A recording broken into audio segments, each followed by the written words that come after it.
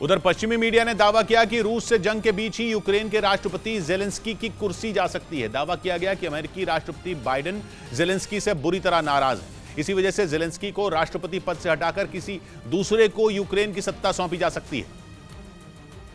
और ऐसा रूस के साथ भीषण होती जा रही जंग के बीच कभी भी किया जा सकता है। यानी एक तरफ 9वें महीने में पहुंचे युद्ध में रूस के बड़े हमले की आशंका जताई जा रही है, तो दूसरी तरफ यूक्रेन में जंग की कमान संभालने वाले जेलेंस्की की राष्ट्रपति पद से छुट्टी की तैयारी की जा रही है। दावा है कि अमेरिका और यूरोप दोनों जेलेंस्की से नाराज हैं, क्योंकि दोनों को लग रहा है कि जेलेंस्की उनकी बातों को सुन नहीं रहे हैं, बल्कि वो जंग में मनमाने फैसले ले रहे हैं। दावा किया गया कि युद्ध में जेलेंस्की की तरफ से उठाए गए कई कदमों ने बाइडेन को गुस्से से भर दिया, और उनमें एक है जेलेंस्की का युद्ध विराम की अटकलों को सिरे से खारिज करना। कुछ रोज पहले ही पश्चिमी मीडिया ने दावा किया था कि ठंड की वजह से रूस और यूक्रेन दोनों देश 6 महीने तक सीज फायर का ऐलान कर सकते हैं, जिसके बाद उम्मीद जताई जाने लगी थी कि 9 महीने से गरज रही तोपें खामोश हो जाएंगी।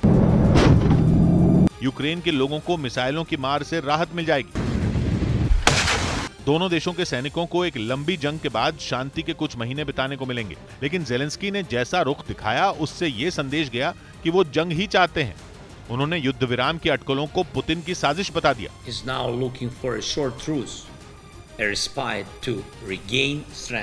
उनके इस बयान के बाद रूस भी भड़क गया। उसने जेलेंस्की के साथ किसी भी तरह की बातचीत से इनकार कर दिया। दावा किया गया कि इसी बात से अमेरिका ये समझ गया कि जेलेंस्की जंग को खत्म करना ही नहीं चाहते हैं, और इसीलिए वो ऐसी बातें कर रहे हैं जिससे पुतिन गुस्से से भर जाएं और जंग खत्म होने के बजाय ज्यादा भड़क जाए। इसके साथ ही पश्चिमी मीडिया ने यह दावा भी किया कि जेलेंस्की से बाइडेन की नाराजगी की एक और वजह भी है। दावा किया गया कि जेलेंस्की कई बार ऐसे फैसले ले रहे हैं जिनसे अमेरिका जंग में सीधा कूद जाए और उसकी सेना पुतिन की फौज के खिलाफ मोर्चा संभाल ले, क्योंकि अगर अमेरिका युद्ध में कूदा तो यूरोप के देश भी साथ खड़े हो जाएंगे और फिर जेलेंस्की का पुतिन को हराने का सपना पूरा हो जाएगा। और माना जा रहा है कि अमेरिका ऐसा बिल्कुल भी नहीं चाहता। वो रूस के साथ सीधे टकराव से खुद को दूर रखना चाहता है। हालांकि पोलैंड पर कुछ रोज पहले मिसाइल गिरने की घटना के बाद ऐसे हालात बनते दिखाई दिए थे, जिसके बाद बाइडेन की जेलेंस्की से नाराजगी बढ़ गई।